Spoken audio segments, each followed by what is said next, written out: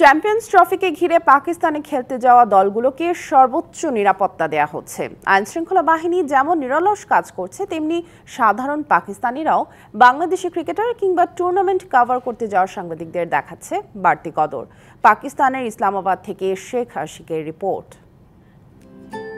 অনিন্দ্য সুন্দর পাকিস্তান, তবে শুধু সৌন্দর্যই নয়, আরও একটা বিষয় স্বীকার করতেই হবে। রাজধানী ইসলামাবাদের রাস্তা এতটাই পরিচ্ছন্ন যে কল্পনাও করা যায় না। তার উপর পুরো শহরে নেই কোনো পাবলিক ট্রান্সপোর্ট। এজন্যই যেন সেই সৌন্দর্য বেড়ে গেছে বহু গুণে। হোটেল থেকে শুরু করে প্র্যাকটিস গ্রাউন্ড, যে রাস্তা ধরে যাবে বাংলাদেশ দল, তার পুরোটাই নিরাপত্তার ছায়াতলে। পাকিস্তান নিয়ে যখন আলোচনা ওঠে তখন সবার আগে উঠে আসে নিরাপত্তার প্রশ্ন।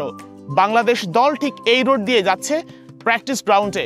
পর্যাপ্ত নিরাপত্তার ব্যবস্থা করা হয়েছে, রাস্তা সুসজ্জিত আছে এবং একই সঙ্গে সাধারণ মানুষ থেকে ট্রাফিক পুলিশ সবাই যথেষ্ট কোঅপারেট করছে বাংলাদেশ টিমকে মাঠে পৌঁছানোর জন্য।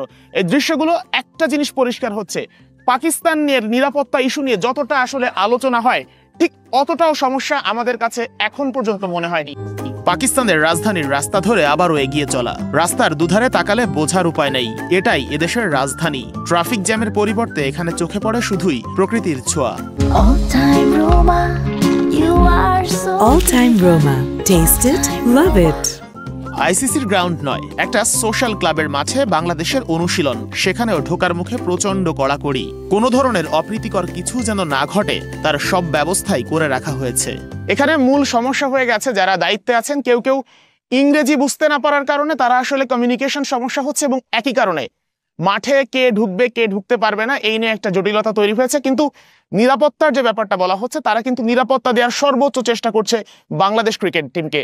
বাইরে যেমন নিরাপত্তা, ক্লাবের ভেতরেও একই। সব দেখে অভিভূত বাংলাদেশ থেকে আসা সংবাদকর্মীরা। এই চ্যাম্পিয়ন্স ট্রফির আগে যেভাবে আসলে পুরো সিকিউরিটি ব্যবস্থা সাজিয়েছে, সেখানে স্যালুট তাদেরকে দিতেই হবে। আমরা দেখেছি লোকাল সাংবাদিকরাও আসলে কিছুটা প্রবলেম ফেস করেছেন, যারা এখনো কার্ড কালেক্ট করতে পারেনি। একজন গণমাধ্যম কর্মীকে যখন এমন নিরাপত্তার মাধ্যমে আসতে হয়, তাহলে বোঝাই যাচ্ছে যে নিরাপত্তা ব্যবস্থাটা আসলে কেমন।